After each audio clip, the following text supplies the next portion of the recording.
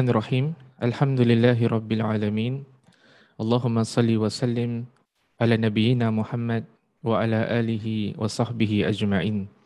Rabbi syrah li sadri wa yassir li amri wa hlul 'uqdatam min lisani yafqahu qawli. Allahumma arinal haqqa haqqan warzuqna ittiba'ah. Ya Allah, tunjukkanlah kami yang benar itu telah benar dan permudahkanlah bagi kami untuk mengikut kebenaran tersebut. Wa arinal batila batilan warzuqna ijtinabah. Ya Allah, tunjukkanlah kami yang batil itu adalah batil dan permudahkanlah bagi kami untuk menjauhkan diri daripada kebatilan tersebut. Wahdina limakhtulifa fihi minal haqqi biiznik. Bila kami petunjuk dalam isu-isu yang diperselisihkan dengan izinmu, innaka tahdi man tasha ila sirati mustaqim. Sungguhnya engkaulah memberikan petunjuk kepada siapa yang kau inginkan ke jalan yang lurus. Na'udzu bi kalimatillahi tammah min kulli syaitanin waham wa min kulli ainin lam. Muslimin muslimat yang dirahmati Allah, pertama dan utama terimalah salam ukhuwah daripada saya. Assalamualaikum warahmatullahi wabarakatuh. Selamat datang saya ucapkan kepada semua kepada sesi kita pada hari ini. Hari ini kita nak sambung lagi perbahasan kita tentang berinteraksi dengan kaum lain. Dan kita nak mengambil contoh tauladan daripada Rasulullah sallallahu alaihi wasallam. Bagaimanakah Rasulullah sallallahu alaihi wasallam berinteraksi dengan kaum yang lain? Bagaimanakah Rasul sallallahu alaihi wasallam berinteraksi dengan individu-individu yang mempunyai kepercayaan yang berlainan? Yang pertama sekali yang kita nak kongsi pada hari ini adalah apabila kita melihat kepada sunnah Rasul sallallahu alaihi wasallam, kita melihat kepada jalan hidup Rasul sallallahu alaihi wasallam, kita akan dapati yang Rasul sallallahu alaihi wasallam berurus niaga dengan golongan yang bukan Islam. Boleh sahaja Nabi sallallahu alaihi wasallam pilih untuk berurus niaga dengan orang-orang Islam sahaja. Tetapi apabila kita melihat kepada riwayat hidup Rasul sallallahu alaihi wasallam, Nabi sallallahu alaihi wasallam bukan hanya berurus niaga dengan orang-orang Islam, Nabi sallallahu alaihi wasallam juga berurus niaga, berjual beli dengan orang-orang yang bukan Islam. Dalam hadis yang diriwayatkan oleh Imam Al-Bukhari rahimahullahu taala, Nabi sallallahu alaihi wasallam pernah berurus niaga, membeli makanan yang tertentu daripada golongan Yahudi. Jadi perbezaan daripada sudut kepercayaan agama tidak menghalang Nabi sallallahu alaihi wasallam daripada berjual beli dengan golongan yang bukan Islam. Jadi hukum asalnya jual beli, hukum asalnya halal, dibenarkan oleh Allah Subhanahu wa taala. Sama ada kita jual beli itu dengan orang Islam ataupun kita berjual beli dengan orang yang bukan Islam, maka itu adalah dibenarkan. Dibenarkan juga untuk kita berjual beli dengan golongan yang bukan Islam, termasuk daripada kalangan orang-orang Yahudi, sebagaimana yang ditunjukkan oleh Rasul sallallahu alaihi wasallam. Itu salah satu yang pernah dilakukan oleh Nabi sallallahu alaihi wasallam. Yang kedua, interaksi Nabi sallallahu alaihi wasallam dengan kaum yang lain adalah Rasul sallallahu alaihi wasallam meraihkan perasaan golongan yang bukan Islam. Pernah satu ketika sebagaimana yang diriwayatkan dalam hadis yang sahih yang diriwayatkan oleh Imam Al-Bukhari rahimahullahu taala, berlaku sedikit pertengkaran antara seorang Muslim dan seorang Yahudi. Lalu orang Islam tu dia pun bersumpah. Dia bersumpah dengan nama Allah yang telah memberikan kelebihan, melebihkan Nabi Muhammad sallallahu alaihi wasallam ke atas semua makhluk-makhluk yang lain. Orang Yahudi itu pula dalam pertengkarannya dengan orang Islam, dia pula bersumpah dengan nama Tuhan yang telah melebihkan Nabi Musa alaihi salam ke atas makhluk-makhluk yang lain. Lalu orang Islam tu dia uh, memukul orang Yahudi tersebut sampai kes ini dibawa dekat Nabi sallallahu alaihi wasallam. Nabi sallallahu alaihi wasallam pada ketika itu Nabi melarang sahabat daripada melebih-lebihkan dirinya ke atas nabi-nabi yang lain.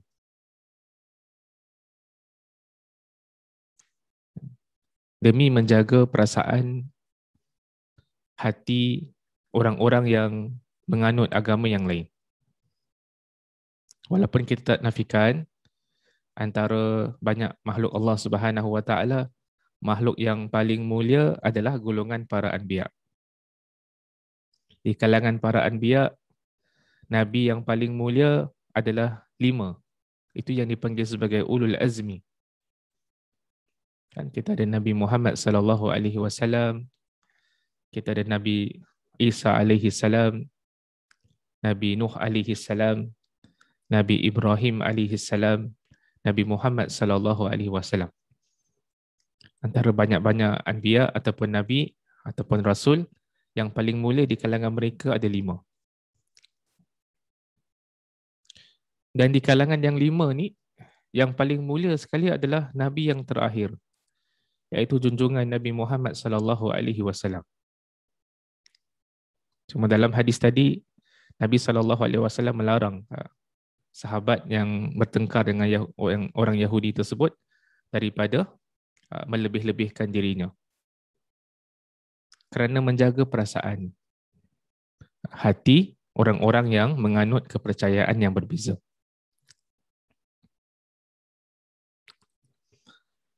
Yang ketiga yang kita nak kongsi dengan antum pada hari ini adalah bila kita melihat kepada cara interaksi Rasul sallallahu alaihi wasallam dengan kaum yang lain, Rasul sallallahu alaihi wasallam membenarkan orang Islam untuk mengeratkan silaturahim dengan ahli keluarga yang bukan Islam. Sebuah keluarga kalau sekiranya mak bapak masih lagi non-Muslim, manakala anak masuk Islam. Anak masuk Islam bukan bererti yang dia tidak perlu berbakti kepada kedua ibu dan ayah. Bukan bererti yang dia tidak perlu mengeratkan silaturahim antara anak dan ibu ayah. Bahkan yang diajarkan oleh Rasul sallallahu alaihi wasallam, orang yang dah masuk Islam, dia masih mempunyai kewajipan untuk mengeratkan silaturahim dengan ahli keluarganya yang lain, terutama sekali ibu dan ayahnya. Berbuat baik kepada mereka, menziarahi mereka, berkata kepada mereka dengan perkataan yang baik. Tak jadi masalah. Yang dilarang adalah kita mengikut agama orang lain. Yang dilarang adalah kita melakukan upacara ibadat yang khusus bagi agama yang tertentu. Selagi mana kita tak sampai kepada tahap tersebut, maka itu dibenarkan oleh Rasul sallallahu alaihi wasallam mengeratkan silaturahim dengan ahli keluarga yang bukan Islam. Itu yang ketiga. Yang keempat, apabila kita memerhatikan sunnah Rasul sallallahu alaihi wasallam, Nabi sallallahu alaihi wasallam menerima hadiah daripada golongan yang bukan Islam. Dalam Sahih Al-Bukhari diriwayatkan yang Nabi sallallahu alaihi wasallam menerima makanan. Nabi diundang untuk makan.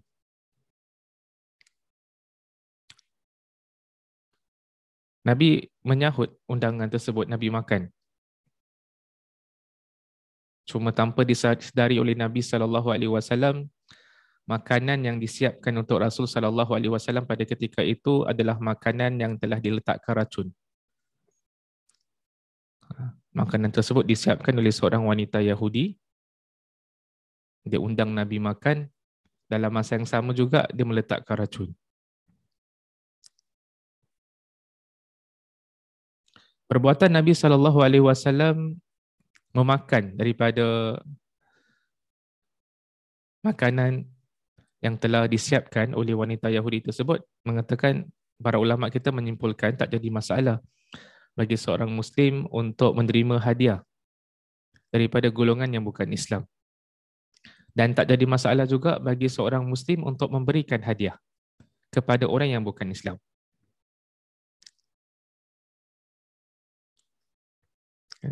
Jadi itu yang kita lihat pada riwayat hidup Rasul sallallahu alaihi wasallam. Nabi sallallahu alaihi wasallam juga menerima hadiah daripada golongan yang bukan Islam. Yang terakhir yang kita nak kongsikan pada hari ini adalah Rasul sallallahu alaihi wasallam bangkit bagi jenazah yang bukan Islam. Dalam sepotong hadis yang diriwayatkan oleh Imam Abu Dawud rahimahullahu taala, kata sahabat Nabi sallallahu alaihi wasallam Jabir radhiyallahu an, satu ketika para sahabat sedang duduk-duduk dengan Nabi sallallahu alaihi wasallam. Kemudian ada jenazah kan yang lalu. Maka para sahabat Nabi sallallahu alaihi wasallam pun bangkit untuk tolong angkat jenazah tersebut. Dan mereka mendapati yang jenazah tersebut sebenarnya adalah bukan jenazah seorang Muslim, tetapi jenazah seorang Yahudi. Lalu Nabi SAW mengatakan kepada para sahabat Nabi SAW, فَإِذَا رَأَيْتُمْ جَنَازَةً, kalau sekiranya kamu melihat jenazah, فَقُومُوا, maka berdirilah. Jadi Rasul SAW mengajarkan para sahabat untuk berdiri apabila terdapat jenazah. Tak kisahlah jenazah tersebut tu jenazah orang Islam ataupun jenazah bukan Islam. Nabi SAW ajarkan kepada para sahabat untuk berdiri, untuk bangkit. Walaupun jenazah itu jenazah orang bukan Islam. Itu menunjukkan toleransinya Nabi SAW. Itu menunjukkan bahawa cara Nabi bermuamalah, berinteraksi dengan kaum yang lain adalah dengan penuh kehormatan. Nabi menghormati, Nabi bermuamalah dengan baik, Nabi berinteraksi dengan baik, memberikan layanan yang baik kepada orang-orang hatta di kalangan orang yang bukan Islam. Itulah yang kita kenal daripada junjungan kita baginda Rasul sallallahu alaihi wasallam. Sebagai kesimpulan untuk sesi kita pada hari ini kita kongsikan beberapa perkara tingkah laku, tindak tanduk Nabi sallallahu alaihi wasallam bila berinteraksi dengan kaum lain. Yang pertama sekali, kita katakan yang Rasul sallallahu alaihi wasallam berurus niaga dengan golongan yang bukan Islam. Tak jadi masalah nak jual beli dengan orang yang bukan Islam. Tak jadi masalah. Selagi mana kita tak jual benda yang haram, selagi mana kita tak beli benda yang haram, dibenarkan. Yang kedua, Rasul sallallahu alaihi wasallam meraihkan perasaan golongan yang bukan Islam. Itu yang kita kongsikan tadi, ada sebahagian sahabat seolah-olah memuliakan Nabi sallallahu alaihi wasallam ke atas nabi-nabi yang lain, maka Nabi sallallahu alaihi wasallam melarangnya pada ketika itu untuk mengatakan sedemikian kerana meraihkan perasaan orang-orang yang menganut kepercayaan yang lain. Yang ketiga, Rasul sallallahu alaihi wasallam membenarkan orang Islam untuk mengeratkan silaturahim dengan ahli keluarga yang bukan Islam. Kalau seorang Muslim ada parents, ibu ayah daripada kalangan bukan Islam, ahli keluarga yang bukan Islam, maka kita masih berkewajipan untuk mengeratkan silaturahim tersebut. Melayani mereka dengan cara yang baik. Yang keempat, Rasul sallallahu alaihi wasallam menerima hadiah daripada golongan yang bukan Islam.